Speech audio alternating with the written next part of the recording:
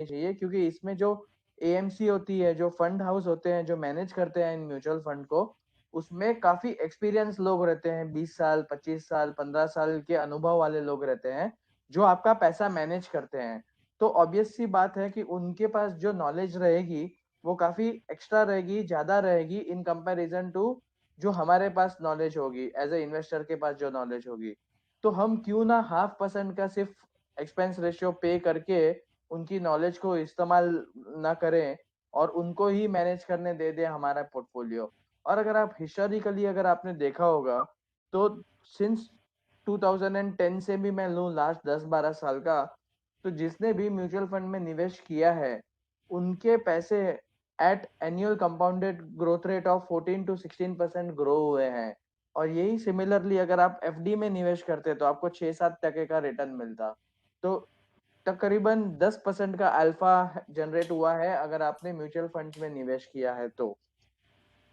अभी दूसरी जो एग्जांपल मैं दूंगा वो है कि एक ट्रस्ट क्रिएट होता है। जैसे मैंने कहा कि एक कंपनी है जो आपका पैसा मैनेज करती है, तो वो कैसे मैनेज होगा? तो एक जो आप जो पैसा लगाएंगे वो एक ट्रस्ट में जाएगा वो पैसा, और आपने जितना पैसा लगाया है उतने ही पैसे का आपको रिस्क और रिवॉर्ड रहेगा। तो समझो म्यूचुअल फंड का टोटल फंड है 1000 करोड़ का है, पर आपने सिर्फ 1000 रुपए ही लगाए, तो आपका जो रिटर्न बनेगा वो 1000 रुपए के हिसाब से बनेगा। चाहे प्रॉफिट होगा तो 1000 के मल्टीप्लीकेशन में होगा, और लॉस होगा तो भी 1000 के ही मल्टीप्लीकेशन में होगा। आपका कोई लायबिलिटी नहीं है पूरे फंड का जो अमाउंट है उससे। तो इससे क्या हो जाता है कि limited liability kind of ownership create हो रही है, जहां हम जितना निवेश कर रहे हैं उतना ही हमारा रिस्क है और रिवॉर्ड है। और जो ट्रस्टी है म्यूचुअल फंड का, वो इस फंड को पूरा मैनेज करता है, और वो अपने स्किल सेट के हिसाब से निवेश करता है। तो अब जानते हैं कि स्ट्रक्चर कैसा है म्यूचुअल फंड का। तो पहले तो आता है स्पॉन्सर। स्पॉन्सर और ट्रस्टी हमेशा एक हो सकते हैं, क्योंकि स्पॉन्सर कौन होगा? जिसे अपना कंपनी है, उस जिसने अपना म्यूचुअल फंड नया ओपन किया है, वो म्यूचुअल फंड में उसका ओपन करने का यही इंटेंशन है कि वो जो 0.5% का जो कमीशन है वो कमाए। तो अगर 1000 करोड़ का म्यूचुअल फंड अगर है, तो 0.5% ही उसकी प्रॉफिट है, और 99.5% जो है वो इन्वेस्टर्स की प्रॉफिट है। तो हमेशा स्पॉन्सर और ट्रस्टी रहेंगे म्यूचुअल फंड्स में। और ये सारे ही ट्रस्टी जिसमें जो ट्रेडिंग होगी, वो जो स्टॉक खरीदेंगे, वो कस्टोडियंस के साथ लिंक होंगे। तो हमें घबराने की जरूरत ही नहीं है कि हमने म्यूचुअल फंड वाले को पैसे दे दिया, तो ऐसा ना हो कि हमने पैसे तो 1000 रुपए निवेश कर दिए, अभी म्यूचुअल फंड वाले ने निवेश ही नहीं किया उसको बाजार में। और अगर इनकेस उसने किया भी, तो किसके नाम पे किया?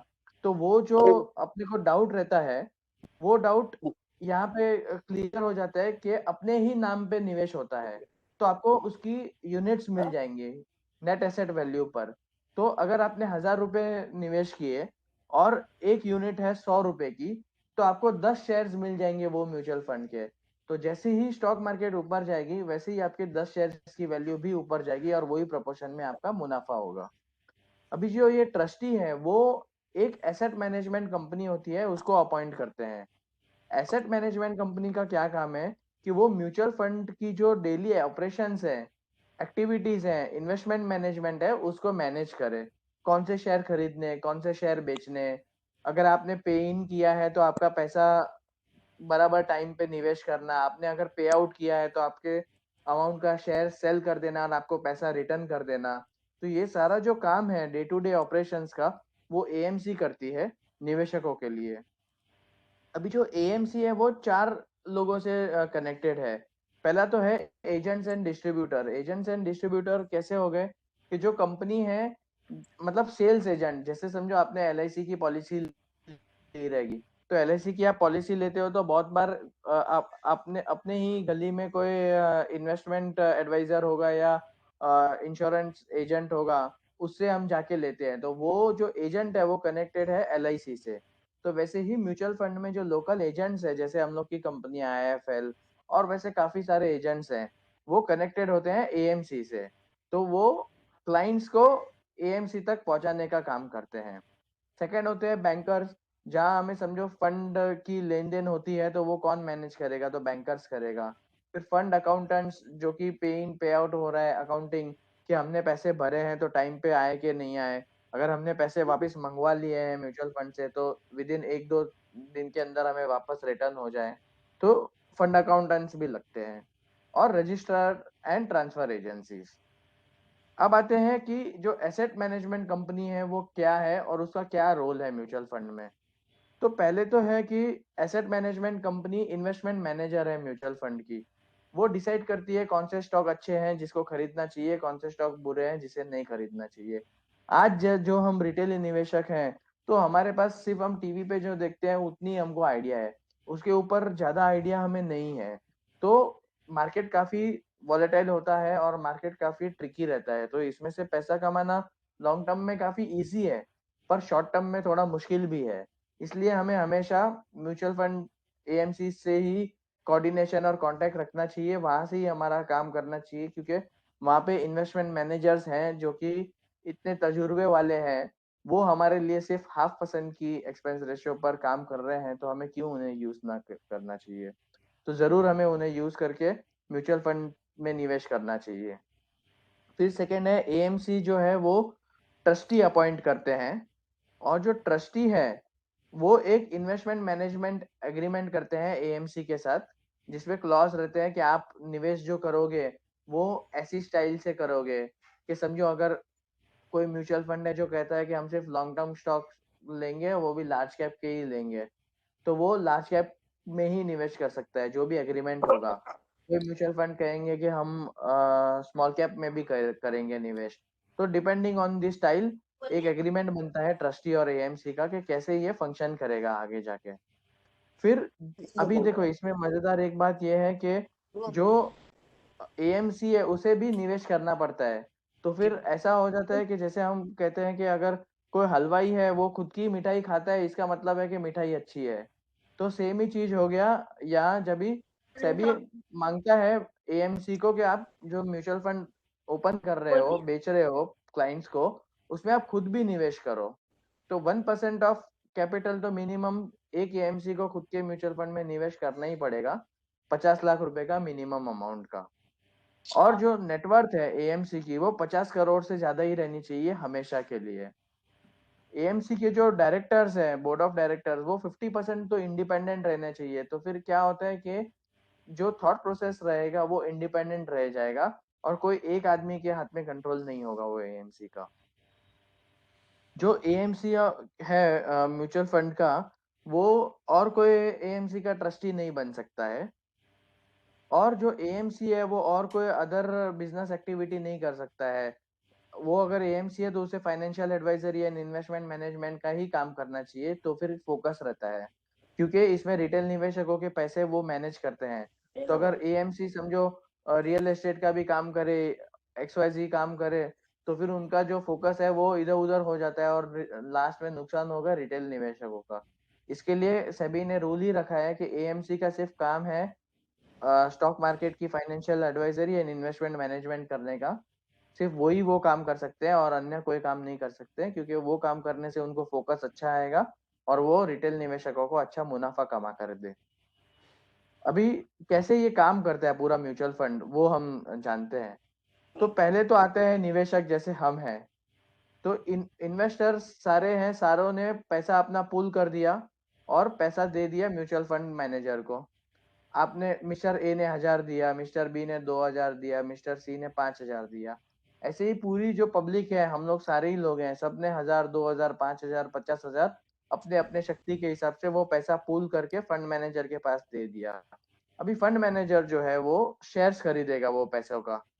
समझो रिलायंस खरीदा, टीसीएस खरीदा, ऐसे उसने एक पोर्टफोलियो क्रिएट किया वो पैसे का, अपने पैसे का। वो पोर्टफोलियो क्योंकि उसने क्रिएट किया है, तो जैसे ही मार्केट ऊपर जाएगा तो वो पोर्टफोलियो का वैल्यू भी बढ़ेगा। सेम प्रोपोर्शन में जैसे ही समझो पूरे फंड ने 1,000 करोड़ रुपया निवेश कर दिया मार्केट में, वो फंड का वैल्यू हो गया अभी करोड़ एक साल में। आपने जितने रुपए निवेश किए होंगे 2x हो गए, डबल हो गए, क्योंकि 1,000 करोड़ का फंड था 2,000 करोड़ हो गया। समझो आपने 1,000 डाला है उसमें से, तो आपके 1,000 रुपए बन गए 2,000 रुपए। तो वो 2000 रुपये अगर आपको रिडीम करने हैं, निकालने हैं, तो आपको विद इन 1 क्लिक अगर आप बोलोगे कि मेरे को सेल कर देना है मेरा म्यूचुअल फंड, तो आपको 2000 रुपया आ जाएंगे। तो वो जो रिटर्न है वो आपके पास वापस आ जाएगा, जो आपने निवेश किया है वो। इसके लिए इसको कहते हैं म्यूचुअल फंड, क्योंकि ये म्यूचुअली सब लोगों के पैसे का एक फंड क्रिएट हुआ है, इंडिविजुअल फंड नहीं है। और ये जो सारे लोगों का जो फंड क्रिएट हुआ है, इसमें जो लायबिलिटी है लोगों की वो लिमिटेड है। उनकी जो लायबिलिटी है हर निवेशक की, जितना पैसा उन्होंने खुद ने निवेश किया है उतना ही उनका रिस्क है और उतना ही उनका रिवॉर्ड है। अब आते हैं कि म्यूचुअल फंड को कैसे क्लासिफाई करें। तो बेस्ड ऑन स्ट्रक्चर अगर देखें तो ओपन एंडेड फंड्स होते हैं। तो ओपन एंडेड फंड्स कैसे होते हैं कि आप कभी भी इसमें निवेश कर सकते हैं, कभी भी इससे एग्जिट कर सकते हैं, कोई दिक्कत नहीं है, वो चालू ही रहते हैं फंड्स। सेकेंड टाइप रहती है क्लोज एंडेड फंड। तो क्लोज एंडेड फंड्स का कैसा रहता है कि एक टाइमलाइन रहती है, कि समझो आज चल रहा है 10 दिसंबर, तो टाइमलाइन रहेगी कि ये फंड में अगर कोई को निवेश करना है तो 31 दिसंबर से पहले ही वो निवेश कर सकता है, उसके बाद ये फंड बंद हो जाएगा निवेश के लिए। और फिर जब भी दूसरी बार ओपन होगा तभी कोई कर पाएगा, बीच में नहीं कर पाएगा। तो जो टाइमलाइन के साथ फंड्स होते हैं वो क्लोज एंडेड फंड्स होते हैं। फिर आते हैं हम बेस्ड ऑन इन्वेस्टमेंट ऑब्जेक्टिव्स। तो काफी फंड्स होते हैं जो डेट के फंड होते हैं। डेट के फंड हो गए, मतलब मान लीजिए कि आप जो कॉर्पोरेट की फिक्स डिपॉजिट रहती है उसमें निवेश करते हैं, या समझो बैंक की डिपॉजिट्स होती है उसमें करते हैं। तो it is like FD type की जो इन्वेस्टमेंट होती है फिक्स्ड वाली डेट सिक्योरिटीज में, उसमें ही निवेश करते हैं। इसमें हिस्टोरिकली जो रिटर्न्स बनते हैं वो एफडी से 2-3% ही ज्यादा बनते हैं, बहुत रिटर्न्स नहीं बनते हैं। ये फंड्स जो होते हैं डेट फंड्स, वो मेनली लोग सिक्योरिटी के लिए वापरते हैं, क्योंकि उनको ज्यादा कैपिटल ग्रो नहीं करना है पर उनको अपना कैपिटल प्रोटेक्ट करना है। तो आप डेट फंड्स में लगाइए। इक्विटी फंड्स जो होते हैं वो स्टॉक एक्सचेंज में, स्टॉक मार्केट्स में की जो कंपनियां लिस्टेड हैं उसमें निवेश करते हैं, जैसे रिलायंस, टीसीएस, वैसे करके सारी कंपनियों का एक पोर्टफोलियो बनता है। वो पोर्टफोलियो को आप खरीद सकते हैं बाय बाइंग इक्विटी फंड्स। फिर एक होता है हाइब्रिड फंड। तो हाइब्रिड फंड कैसा होता है कि समझो 100% कैपिटल है, 1,000 रुपये आपको निवेश करना है।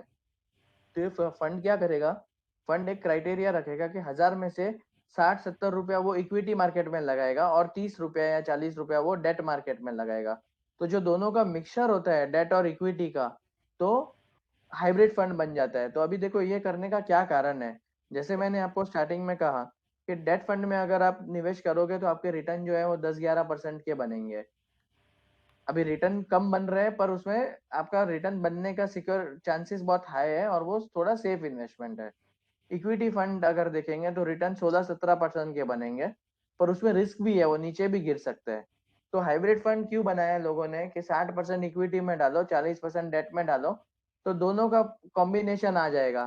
तो आपका स्टेबिलिटी भी आ जाएगा रिटर्न में और रिटर्न भी बढ़ जाएगा। तो ज्यादा करके लोग जब भी मार्केट बहुत बढ़ जाता है हद के बाहर, तो इक्विटी फंड से थोड़ा पैसा निकाल के हाइब्रिड फंड में डाल देते हैं, क्योंकि उनको सिक्योरिटी आ जाती है।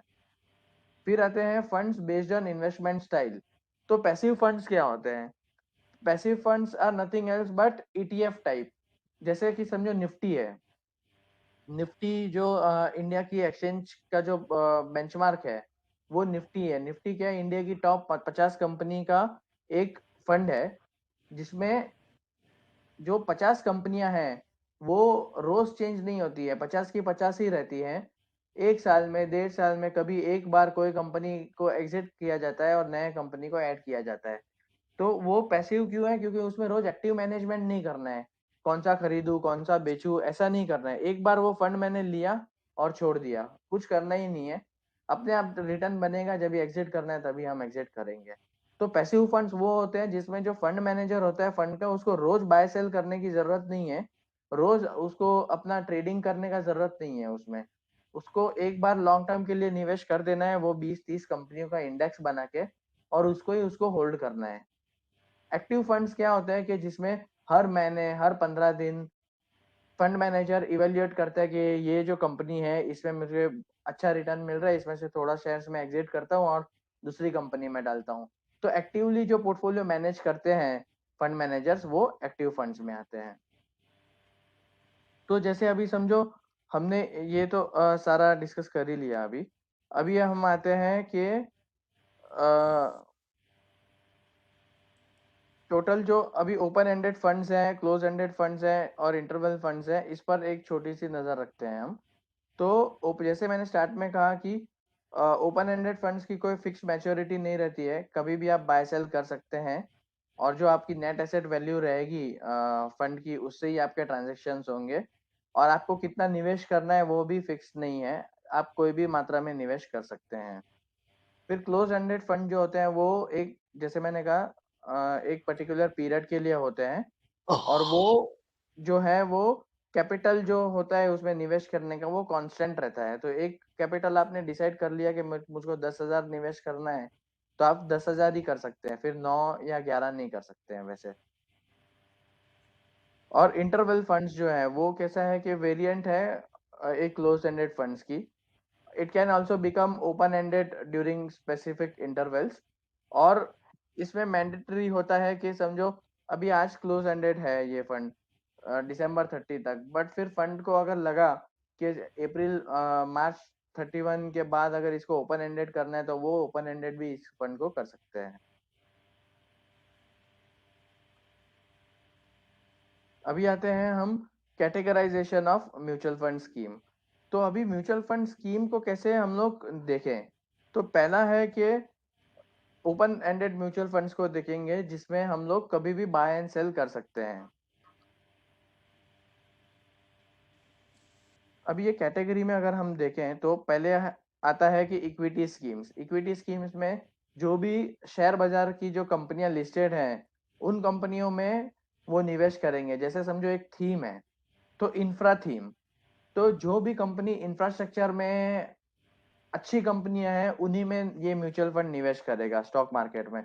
तो इंफ्रास्ट्रक्चर में कौन कौन सी कंपनी है, जैसे समझो I mean Larsen and Toubro है, कमिंस इंडिया है, एबीबी है, सीमेंस है।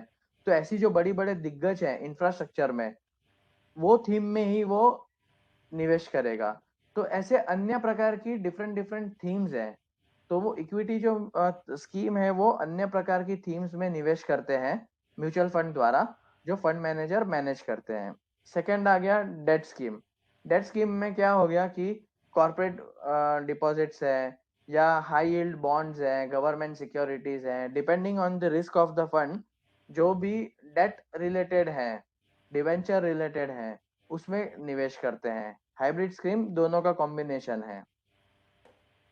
और अन्य टाइप की भी अदर स्कीम्स भी अवेलेबल हैं, depending on what a person is looking. अभी सवाल आएगा कि म्यूचुअल फंड तो हमने जान लिया क्या है, अब इसमें निवेश कैसे करें। तो देखो अभी कोरोना से पहले तो सारा काम फिजिकल होता था, सबको ही पता है। पर जैसे ही कोरोना आ गया है तो ऑनलाइन की एक लहर आ गई है। तो फिजिकल फॉर्म फिल करके भी हम म्यूचुअल फंड में निवेश कर सकते हैं, नो डाउट, आज के तारीख में भी। बट जनरली अभी लोग by one click online application ही करते हैं वेबसाइट पर। तो अगर जैसे समझो आपके पास इंडिया इन्फोलाइन, जो हम मैं कंपनी में काम करता हूँ, वो कंपनी का अकाउंट है, तो ऐप पे ही म्यूचुअल फंड का पूरा एक सेक्शन है। आप उस पे जाओगे तो सारा ही आपका डिटेल्स ऐप पे ही आपको फिल करना है, और बिना घर के बाहर जाए आप ऐप से ही डायरेक्टली निवेश कर सकते हैं। उसमें हम दिखाते भी हैं कौन से अच्छे म्यूचुअल फंड है, उनके कितने रिटर्न बने हैं। तो सारा जो प्रोसेस है end to end, from A to Z, वो सारा ही ऑनलाइन भी हो सकता है वेबसाइट द्वारा। फिर जो AMFI registered mutual fund distributors हैं, उनके थ्रू भी कर सकते हैं, वाया फिजिकल फॉर्म और ऑनलाइन ऐप। और म्यूचुअल फंड्स का अगर देखें तो एक ऐप भी है, उस पर भी आप जाकर सारा म्यूचुअल फंड्स में निवेश कर सकते हैं। फिर अब आते हैं कि म्यूचुअल फंड में निवेश करने से पहले नो योर कस्टमर की जो डिटेल्स है, सेंट्रलाइज डिटेल्स, वो फिल करनी बहुत जरूरी है। अगर हम वो फिल नहीं करेंगे तो हमें म्यूचुअल फंड्स खरीदने नहीं मिलेगा। तो केवाईसी रजिस्ट्रेशन जो है वो अभी सेंट्रलाइज कर दिया है एक्सचेंज ने, CKYC के नाम पे। और वो सेबी से रजिस्टर्ड है। तो हर निवेशक को केवाईसी का प्रोसेस अंडरगो करना पड़ेगा एक ही बार अपने लाइफ टाइम में। एक बार हमें CKYC करके हम हमारे जो डॉक्यूमेंट्स हैं उसको अप्रूव करा करा देने पड़ेंगे वेबसाइट पर। और वो जैसे ही अप्रूव हो गए, तो आगे जाके हम चाहे इंडिया इन्फोलाइन के पास अकाउंट रखें, जीरोडा के पास अकाउंट रखें या कोई भी कंपनी के पास अकाउंट रखें, हमारी अगर सी केवाईसी हो गई है तो एक ही सी केवाईसी हमें सब जगह पर काम आएगी और हमें जहां से भी म्यूचुअल फंड लेने हैं वहां से हम ले सकते हैं।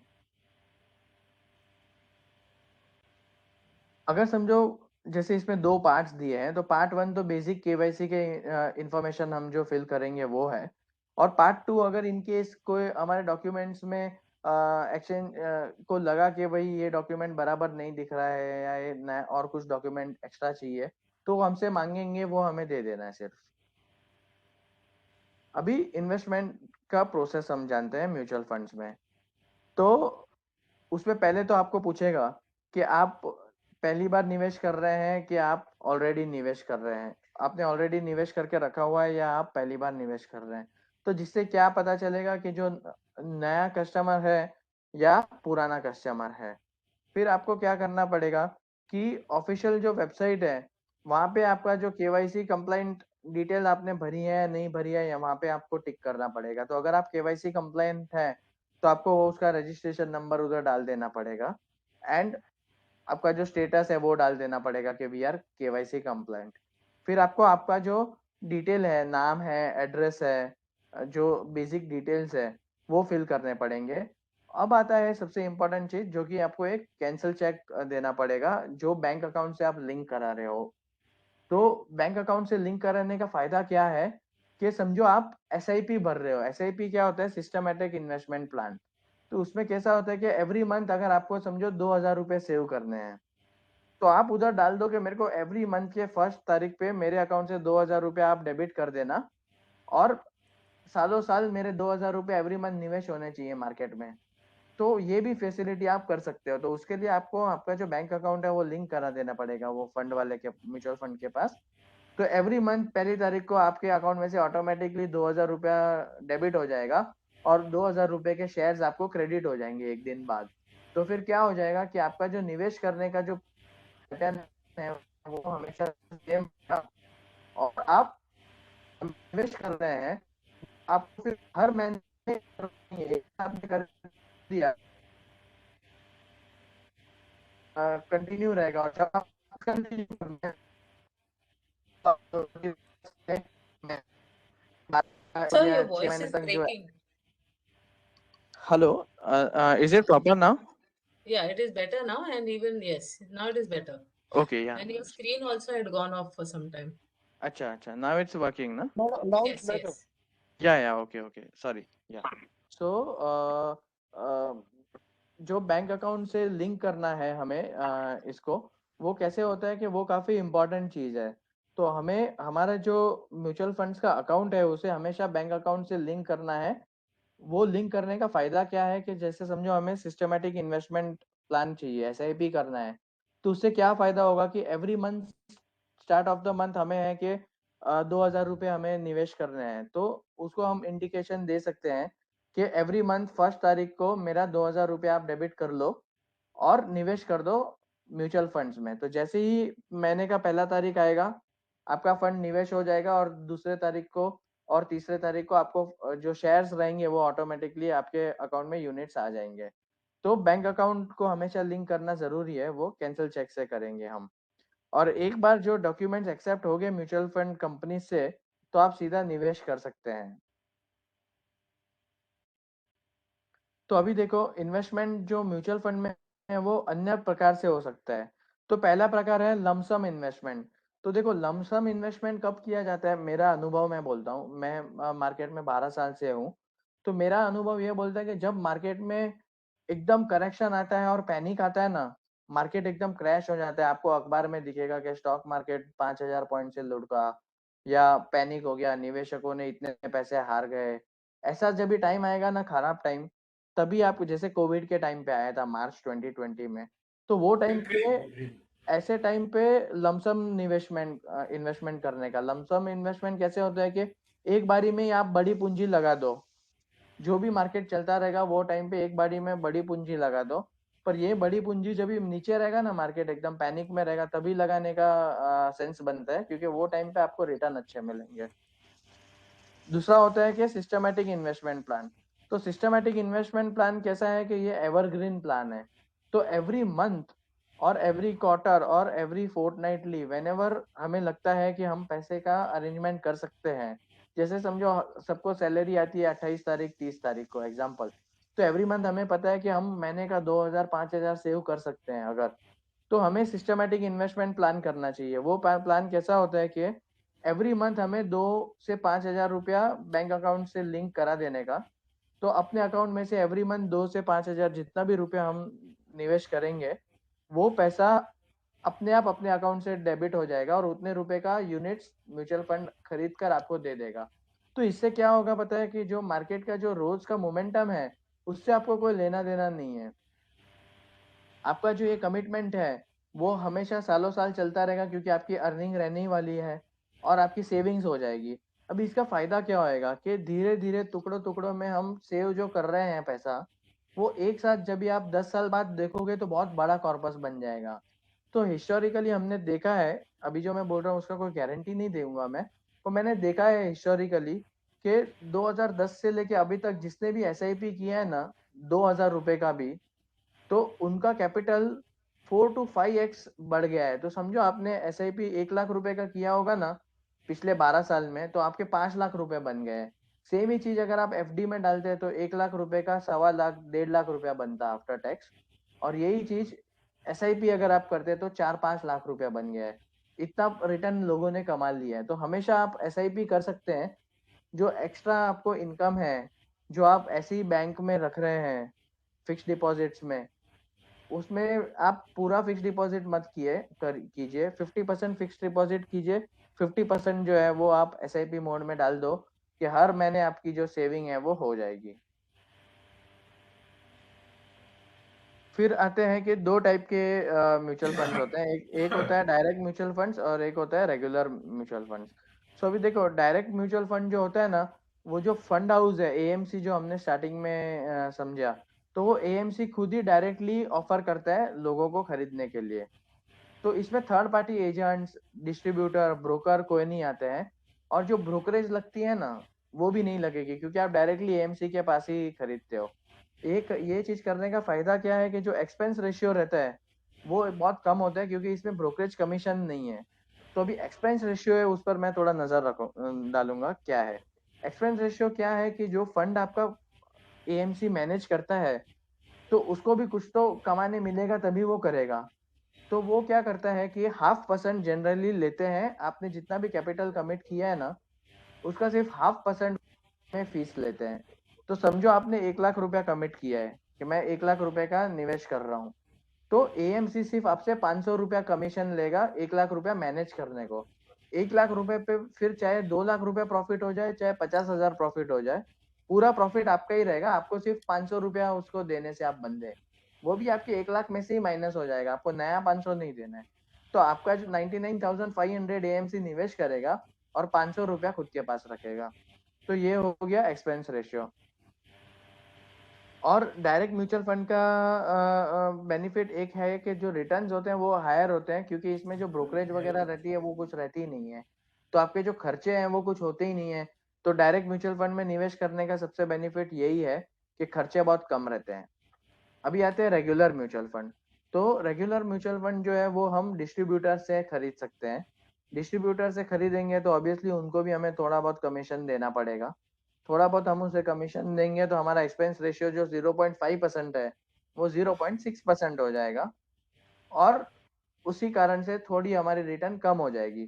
पर रेगुलर म्यूचुअल फंड लेने का भी फायदा एक बहुत बड़ा ये है कि आपको कौन सा म्यूचुअल फंड बाय करने का वो आपको कौन बताएगा। तो अगर आप डायरेक्टली म्यूचुअल फंड बाय करते हो तो आपको कोई बताएगा नहीं कौन सा अच्छा है कौन सा बुरा है। आज इंडिया में 5,000 म्यूचुअल फंड स्कीम है अलग अलग टाइप की। सारों में तो हम डाल नहीं सकते, हम डाल डाल के 2 4 5 में डालेंगे। तो कौन सी 2 4 5 अच्छी है वो हमें बताएगा रेगुलर म्यूचुअल फंड्स, क्योंकि हम एएमसी के हम ब्रोकर के साथ कनेक्टेड है। तो ब्रोकर अपनी रिसर्च करके बताएगा कि सर इंफ्रा फंड ले लो, सर बैंकिंग फंड ले लो, सर ये ले लो। तो भले 10 पैसा हमारा ज्यादा जाता है पर हमें राइट एडवाइस मिलती है, तो हम रेगुलर फंड्स में निवेश करने का ज्यादा प्रेफर करेंगे। क्योंकि लाख रुपए पे अगर आपको जिधर 500 रुपया कमीशन लग रहा था अभी 600 ही लग रहा है, तो 100 रुपया सिर्फ ज्यादा भर के अगर हमको अच्छी एडवाइस मिल रही है तो क्यों ना उसे इस्तेमाल करें। अभी आते हैं कि म्यूचुअल फंड्स के जो प्लान है वो कैसे हैं। तो एक प्लान है ग्रोथ और एक प्लान है डिविडेंड। तो ग्रोथ क्या है? तो ग्रोथ जनरली म्यूचुअल फंड ऐसी कंपनियों में निवेश करेगा जिसमें उनको लग रहा है कि ग्रोथ काफी हाई आएगी। तो ग्रोथ हाई कहाँ पे आती है? तो जैसे बहुत सारे सेक्टर्स है जिसमें कंफर्म पता है कि जो वैल्यूएशन है वो और बढ़ने वाला है। जैसे समझो कि रिलायंस इंडस्ट्रीज है जो कि जियो है, रिलायंस रिटेल है, ऐसे जितने भी, जैसे समझो अमेजोन है, गूगल है, ऐसे काफी सारे स्टॉक्स हैं जिसमें हमें पता है कि हमेशा नेक्स्ट 5 साल 10 साल तक ग्रोथ आने ही वाली है क्योंकि वो बिजनेस ग्रोइंग है। तो ग्रोथ वो हो गए स्टॉक्स। अभी ग्रोथ स्टॉक्स में निवेश करने का एक फायदा ये है कि जो कंफर्म रिटर्न है, पर कंफर्म मतलब कि हाई प्रोबेबिलिटी ऑफ रिटर्न है, पर उनकी जो वैल्यूएशन है वो भी काफी हाई मिलती है। तो जो गेन्स हैं वो एनएवी के साथ हमें कंपेयर करने पड़ेंगे कि कितने हैं कितने नहीं हैं। अभी देखो इसमें कैसा होगा कि जो गेन्स होते हैं पोर्टफोलियो में वो एनएवी के साथ अपने को रिफ्लेक्ट होंगे। और अभी समझो प्रॉफिट और लॉस होगा, वो ट्रीट कैसे किया जाएगा कि कैपिटल गेन है या कैपिटल लॉस है। समझो आपने 1 लाख रुपए निवेश किए, वो बन के 1,10,000 हो गए समझो। तो 10,000 रुपए का जो प्रॉफिट होगा उस पर आपको जो भी गवर्नमेंट का टैक्स रेट रहेगा वो आपको भरना। अभी आते हैं डिविडेंड पे आउट पर। तो डिविडेंड पे आउट का क्या है कि हर फंड जो है होता है वो कंपनियों में निवेश करता है। अब ये सारी जो कंपनियों में निवेश करता है तो वो कंपनियां डिविडेंड भी देती हैं। Dividend is nothing else but वो ब्याज देते हैं आपको रिटर्न। तो फिर ये जो डिविडेंड है उसको कैसे फैक्टर करेंगे? तो जो डिविडेंड है वो एक रियलाइज आपकी प्रॉफिट हो गई। समझो 1 लाख रुपए का आपने निवेश किया और 1% डिविडेंड यील्ड है, तो इसका मतलब क्या हुआ कि आपको 1,000 रुपए का एक्स्ट्रा एडिशनल इनकम हुआ पूरे साल में। तो वो जो फ्रीक्वेंसी है 1,000 की वो वेरी करेगी depending on fund to fund. और जो आपकी एनएवी रहेगी वो 1% से कम हो जाएगी क्योंकि 1,000 रुपया आपको ऐसे ही कैश हाथ में आ गया इसके लिए। अब आते हैं डिविडेंड री इन्वेस्टमेंट ऑप्शन। तो अभी देखो जैसे आपकी जो एनईवी थी मैंने कहा कि 1% से कम हो जाएगी बिकॉज ऑफ डिविडेंड यील्ड। तो अगर आपको वो 1,000 रुपया अभी चाहिए नहीं, यूज नहीं है, तो आप उस पर क्लिक कर दो कि मेरा डिविडेंड जो भी पैसा आप रिटर्न करोगे मेरे को, वो मेरे को अभी कुछ काम का नहीं है, आप उसे भी निवेश कर दो। तो वो पैसा भी एएमसी निवेश कर देगा सेम ही। तो आपका जो रिटर्न रहेगा वो और एडिशनल आ जाएगा वो पैसे पर भी। अब आता है how to check information about mutual funds other document offer documents. तो अभी पहला है कि statement of additional information, SAI करके आता है। तो इसमें क्या होता है कि जो जेनरिक और स्टैट्यूटरी इंफॉर्मेशन है फंड्स की, वो सारी इंफॉर्मेशन आपको इसमें डॉक्यूमेंट्स में है कि फंड क्या स्टाइल से निवेश करेगा, कितना एयूएम फंड का रहेगा, इसमें क्या पैटर्न रहेगा, ये कितने टाइम फ्रेम के लिए रहेगा, अन्य सारी चीजें इसमें आएंगी। फाइनेंशियल इंफॉर्मेशन आ जाएगी। फिर इसमें आ जाएगा कि आपके क्या राइट्स हैं, आप ये जो यूनिट्स परचेस कर रहे हो तो आपके क्या राइट्स हैं, वो भी सारे इसमें आ जाएंगे। फिर सेकेंड आएगा कि स्कीम इंफॉर्मेशन डॉक्यूमेंट्स। तो अभी इसमें जैसे आएगा कि कौन से टाइप की स्कीम है, तो ओपन एंडेड फंड है या क्लोज एंडेड फंड है। फिर एलोकेशन, कितना परसेंट एलोकेट किया जाएगा कौन से सेक्टर्स में। फिर इन्वेस्टमेंट स्ट्रेटजी क्या है, ये फंड को आप कभी एग्जिट कर सकते हो, इसके क्या फीस है, और अन्य इंफॉर्मेशंस। अब आते हैं रिस्कोमीटर पर और इसकी क्या इम्पोर्टेंस है वो। तो पहला आता है कि जो रिस्क है वो 6 प्रकार के कैटेगरी में डिफाइन करते हैं। तो ये जो चीज है वो बहुत इंपॉर्टेंट चीज है और हर निवेशक के लिए ये चीज अलग अलग है। ये अलग अलग क्यों है मैं अभी आपको समझाता हूँ। तो पहला है कि जो अपने रिस्क है वो 6 प्रकार के कैटेगरी में। तो पहला टाइप का निवेशक होता है कि लो रिस्क। उसका क्या मतलब होता है कि लो रिस्क वाले निवेशक वो है जिनको अपना कैपिटल प्रोटेक्ट करना है। तो anyone with age group of 60 and above, जिनको पता है कि वो अभी रिटायर होने वाले हैं या ऑलरेडी हो गए हैं रिटायर, उनको पता है कि उनको एडिशनल इनकम कुछ अभी आने नहीं वाली है, जो भी उनके पास कैपिटल पूंजी है वो उनको बचा के रखना है। तो उनको low risk type of investment में निवेश करना चाहिए। फिर आता है लो टू मॉडरेट रिस्क, जो थोड़ा कम लो रिस्क है। समझो कि जो निवेशक हैं जिनके पास बहुत सारी कैपिटल पड़ी है, भले वो काम अभी रिटायरमेंट फेज में ही है, पर बहुत उनके पास पूंजी पड़ी है, तो थोड़ी पूंजी 19-20 हो जाएगी, उनको फर्क नहीं पड़ेगा, तो उनको लो टू मॉडरेट रिस्क वाले निवेश में करना चाहिए। फिर आता है मॉडरेट रिस्क। मॉडरेट रिस्क किसके लिए है? जो वर्किंग एज है पॉपुलेशन पर, जिनको अपने बच्चों के लिए निवेश करना है कि उनको आगे स्कूल, आगे की जो कॉलेज की फीस है वो पे हो जाए, या शादी हो जाए वो पैसे से, या कैपिटल धीरे धीरे बिल्ट होके ग्रो हो, वो उनको मॉडरेट रिस्क और मॉडरेट टू हाई रिस्क वाले निवेशक में इन्वेस्ट करना चाहिए। जिससे क्या होएगा कि उनका कैपिटल भी धीरे धीरे प्रोटेक्टेड रहेगा, और आगे जाके थोड़ा, क्योंकि वो ज्यादा रिस्क ले रहे हैं तो रिटर्न भी अच्छा मिलेगा, और 10-15 साल के बाद उनकी जो नीड्स है घर की वो भी पूरी हो जाएंगी। फिर आते हैं हाई रिस्क और वेरी हाई रिस्क। तो जो जैसे जो हम लोग की एज ग्रुप वाले लोग हैं, जो 25 से 30 साल के हैं, 20 साल से 30 साल के हैं, तो उनको हाई रिस्क ले सकते हैं, क्योंकि हमें पता है कि और 25-30 साल तक तो एटलीस्ट काम करेंगे ही। तो इन केस अगर कुछ नुकसान हो भी जाता है तो जॉब करके या बिजनेस करके पैसा रिकवर हो जाएगा। तो क्यों ना थोड़ा ज्यादा रिस्क लेके ज्यादा मुनाफा कमाने की कोशिश करें। तो जो यंग लोग हैं और अर्निंग है उनको हाई रिस्क करना चाहिए। फिर अभी आते हैं कि इम्पोर्टेंस ऑफ रिस्कोमीटर, ये क्यों इम्पोर्टेंट है? तो ये आपको हेल्प करता है कि आपकी जो क्राइटेरिया है लाइफ की वो क्या है, और उसको कैसे आप प्लान कर सकते हैं। तो जैसे कि इक्विटी है, स्टॉक मार्केट की निवेश, स्टॉक मार्केट में निवेश करना। तो इक्विटी आप जानते हैं कि बहुत रिस्की एसेट क्लास है। वो अभी अच्छे दिन चल रहे हैं तो 17,000-18,000 पे निफ्टी मार्केट आ गया है और रोज अच्छे रिटर्न बन रहे हैं। पर कोविड के टाइम पे बुरे दिन थे तो मार्केट 7,000 भी हो गया था। तो वो डेली अप डाउन होता है, तो उसमें रिस्क बहुत हाई है। तो जो यंग लोग हैं और जो रिस्क लेना पसंद करते हैं अपने कैपिटल का, उनको इक्विटी में ही निवेश करना चाहिए हाई रिस्क में। सेकंड कैटेगरी है जो हाइब्रिड की मैं डिस्कस करूंगा, वो है डेट और equity.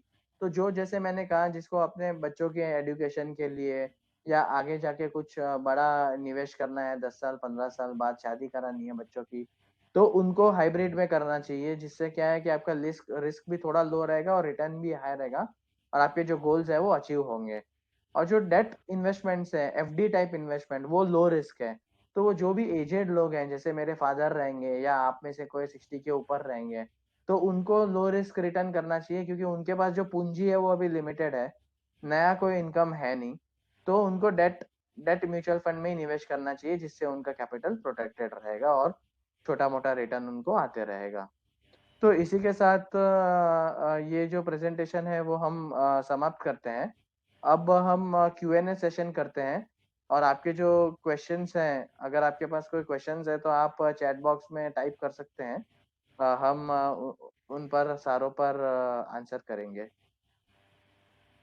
Thank you, sir, for that wonderful presentation on mutual fund. एकदम डिटेल में आपने हमको बताया है म्यूचुअल फंड के बारे में। And I hope this session with mister Jayesh Panishali has been very beneficial to us all. Let us come to the question answer for today. Few तीन ही क्वेश्चंस थे, तो उसमें से एक I think you explained on that, but still there was miss Rini Chaudhary. She said that kindly explain hybrid funds, which you have already explained, I guess. She has written before you could start on the session. Suhas Maske is asking about, please explain ELSS, but this is, yes, sir. ELSS क्या होता है कि equity link saving schemes है। तो वो government की जो वो भी एक टाइप के म्यूचुअल फंड ही है। तो गवर्नमेंट ने सेक्शन 80C में कैसा रखा है कि 1.5 लाख रुपए तक हमें निवेश करने को अलाउ किया है एक साल में, जिस पर कोई टैक्स नहीं लगेगा। तो वो ELSS स्कीम के थ्रू निवेश कर सकते हैं म्यूचुअल फंड्स में। अभी देखो 1.5 लाख रुपए तक का जो लिमिट है वो या तो आप प्रोविडेंट फंड में डालो, PPF में, या तो टैक्स सेविंग FD में डालो, या तो फिर ELSS के थ्रू म्यूचुअल फंड में डालो। अभी प्रोविडेंट फंड में डालोगे तो 7 साल का मिनिमम लॉक इन है, टैक्स सेविंग FD में डालोगे तो 5 साल का मिनिमम लॉक इन है, और म्यूचुअल फंड में डालोगे तो 3 साल का है। तो जिसको इक्विटी मार्केट का एक्सपोजर चाहिए और टैक्स भी बचाना है, तो वो क्या करेगा, ELSS स्कीम, वो भी एक म्यूचुअल फंड ही है, जिसमें वो जैसे कि नॉर्मल म्यूचुअल फंड होते हैं जो जैसे मैंने बताया इस प्रेजेंटेशन में, वो इक्विटी मार्केट के स्टॉक्स को खरीदेंगे अपने बिहाफ पर। वैसे ही ELSS फंड भी सेम ही टाइप के रहते हैं, जहाँ पे इक्विटी मार्केट में अपना पैसा वो निवेश करेंगे फंड मैनेजर, और उस पर अपने को रिटर्न कमा कर देंगे। पर उसका बेनिफिट सबसे बड़ा ये है कि जो हम निवेश कर रहे हैं 1.5 लाख रुपया, उस पर अपने को एक भी रुपया टैक्स नहीं लगेगा। तो अगर इनकेस को 30% की ब्रैकेट वाला है, तो उसकी 45,000 तो पहले ही दिन सेव हो गए, क्योंकि उतने पे टैक्स ही नहीं लगा। और 1.5 लाख पे जो रिटर्न बनेगा वो उसका एडिशनल इनकम, और 3 साल के बाद वो कभी भी उसको एग्जिट कर सकता है। Thank you, sir. Next question is kindly explain in detail about NAV and units.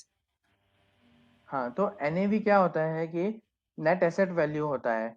तो अभी इसको कैसे हम आइडेंटिफाई करेंगे, ये फॉर्मूला ड्रिवन होता है। तो अभी समझो कि म्यूचुअल फंड है कोई, जिसका टोटल साइज है 100 करोड़ रुपया, समझ लो 100 करोड़ रुपए का साइज है फंड का। अभी इस म्यूचुअल फंड में 10 करोड़ निवेशक लोग ने निवेश किया है, ठीक है। तो इसका NAV क्या हो गया, 100 करोड़ डिवाइडेड बाय 10 करोड़, तो 10 रुपया इसका बन गया NAV। समझे आप? तो NAV क्या होएगा कि जो हम निवेश करेंगे एसेट्स मार्केट में, वो कितने लोगों के लिए निवेश कर रहे हैं, तो वो उसको डिवाइड बाय ये नंबर ऑफ ये कर दिया, तो फिर आ गया आपका NAV। Thank you, sir. Last question जो चैट बॉक्स में दिख रहा है is basically repeat that slide, the last slide on risk again. अच्छा, तो जो रिस्क की जो स्लाइड है, वो एक मिनट में वापस करता हूँ। I have to share the screen ना। Yes. Or maybe okay. can just explain also. I think it was a riskometer. अच्छा हाँ, just give me a moment, I will share the screen right away. Yeah can you see the screen? Yeah, I can see it. हाँ, तो जो ये riskometer है, वो एक important चीज है। तो उसमें डिफरेंट टाइप ऑफ रिस्क है, बेसिस अपनी जो लाइफस्टाइल है, अपनी जो प्रेफरेंस है उसके ऊपर। तो हर इंसान के लिए जो रिस्क रहेंगे वो अलग अलग रहेंगे, depending on where we are in life. तो अगर कोई एजेड आदमी है, जिसकी आगे जाके कोई इनकम नहीं आने वाली है, और वो रिटायर्ड है, तो उसको पता है कि उसके पास जो भी पूंजी है वो आखिरी पूंजी है, उसको उसको प्रोटेक्ट करना है। तो उसे हमेशा डेट डेट म्यूचुअल फंड में इन्वेस्ट करना चाहिए, क्योंकि debt mutual fund low risk रहते हैं, और उसमें जो प्रोबेबिलिटी रहता है रिटर्न आने का, वो काफी हाई होता है, और लॉस जाने का प्रोबेबिलिटी लो रहता है। तो वो उनके लिए काफी अच्छा है। इक्विटी के जो स्कीम्स हैं, वो एग्रेसिव लोग जो होते हैं, जैसे 20 25 30 साल के लोग, 35 साल के लोग, या 40 साल के लोग, जिनको पता है कि उनके पास 20 30 साल और काम करने का जगह है, और जिससे वो और इनकम कमा सकते हैं, और उनके पास अच्छी वेल्थ है, या वेल्थ आ सकती है, तो उनको इक्विटी म्यूचुअल फंड में पैसे लगाने चाहिए, क्योंकि वो रिस्की है। इक्विटी मार्केट कैसा होता है कि साइकिल्स में चलता है। अभी तेजी चल रही है, तो देखो लास्ट 1 साल से रोज मार्केट ऊपर ही जा रहा है ऑलमोस्ट। पर जब मंदी आएगी तो वैसे नुकसान भी होगा। तो जो यंग लोग हैं, जो नुकसान को बेयर कर सकते हैं, तो उनको high risk equity asset class में निवेश करना चाहिए, क्योंकि उसमें जो रिटर्न के चांस है वो भी काफी हाई है, नो डाउट, पर रिस्क भी काफी हाई है। तो इक्विटी मार्केट में जो लोग रिस्क ले सकते हैं अपने लाइफ में, उनको ही निवेश करना चाहिए। और हाइब्रिड है जो कि सेफ है। हाइब्रिड क्या होता है कि मिक्सचर है इक्विटी और डेट का। तो जो मिडल एज ग्रुप है, जैसे 40 to 55 की अगर मैं एज गैप रखूँ, और जिसको अपने बच्चों के एजुकेशन के लिए पैसे चाहिए, या कोई को आगे जाके घर खरीदना है, या शादी करवानी है बच्चों की, ऐसा कोई का क्राइटेरिया है लॉन्ग टर्म का 5 10 साल का, और जिसको अपना कैपिटल भी प्रोटेक्ट करना है, और ज्यादा रिस्क भी नहीं लेना है, थोड़ा रिस्क लेना है पर ज्यादा रिस्क नहीं लेना है, तो वो हाइब्रिड स्कीम्स में निवेश करे। हाइब्रिड स्कीम्स में कैसा होता है कि 60 70% कैपिटल स्टॉक मार्केट में लगेगा, और 30 40% कैपिटल FD टाइप इन्वेस्टमेंट में लगेगा, जो कि डेट डेट मार्केट में लगेगा।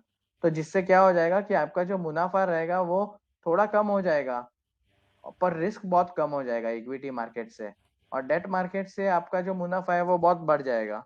तो वो बीच का रास्ता हो गया, तो ये सेफ ऑप्शन है। Thank you for speaking on the slide on risk cometer.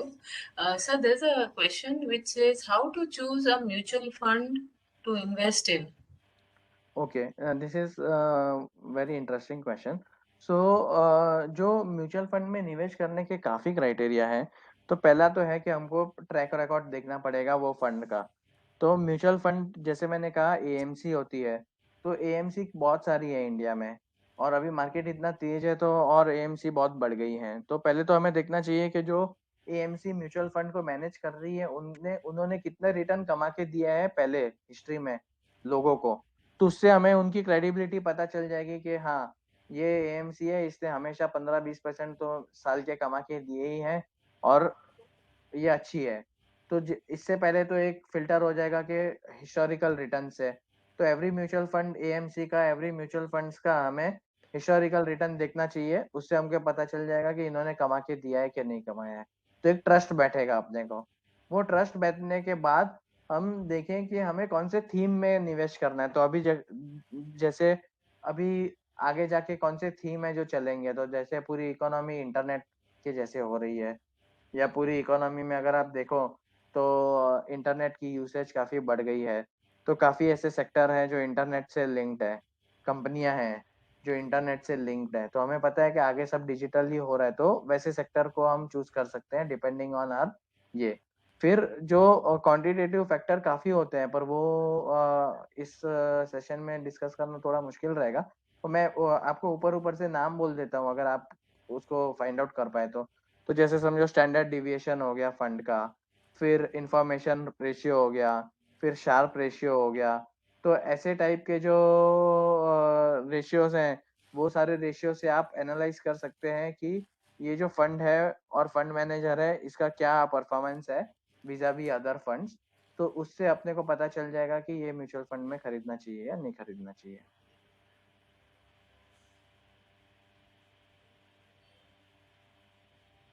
जैसे कि सच्चिदानंद जी पूछ रहे हैं कि पास्ट परफॉर्मेंस रिलायबल होता है क्या नहीं। मतलब देखो, पास्ट हिस्ट्री हिस्ट्री जो होता है, history doesn't repeat itself but it does rhyme. तो फिर इसका क्या मतलब होता है कि जो पास्ट परफॉर्मेंस है वो आगे मिलेंगे कि नहीं मिलेंगे उसका कोई गारंटी नहीं है। पर आपको एक साइकिक पता चल जाएगी कि फंड कैसे निवेश करता है और उनकी क्या स्टाइल है, और उन्होंने सही में कमा के दिया है लोगों को, कमा के देने की एबिलिटी है कि नहीं है। तो अभी बहुत सारे फंड होते हैं जो अभी एक साल में ही लॉन्च होते हैं और दावे करते हैं कि हम 40% कमा के देंगे, पर असलियत में आप देखोगे तो 5% भी नहीं मिलेंगे रिटर्न।